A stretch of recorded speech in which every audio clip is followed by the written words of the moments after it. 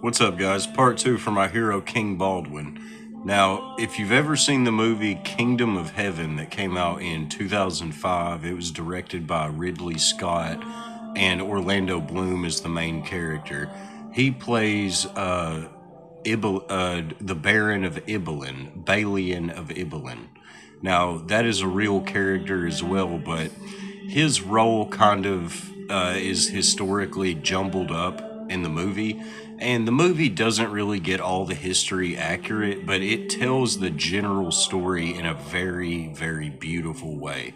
I'll go as far as to say it's my favorite movie of all time. I could just watch it over and over again.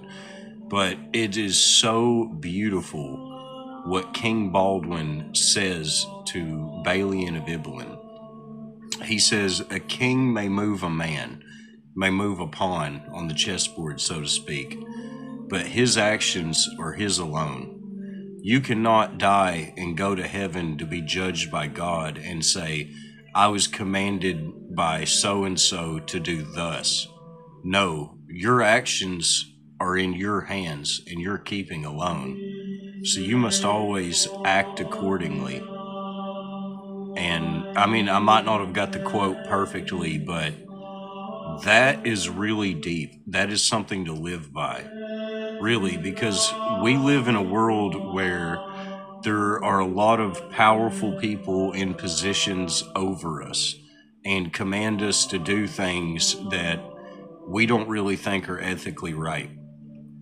And it's our duty as citizens, as good people, as Christians, however you want to look at it, to ethically make a stand and say, I will not do this action because I do not support it. I cannot justify to my God, my Creator, that this is a good action.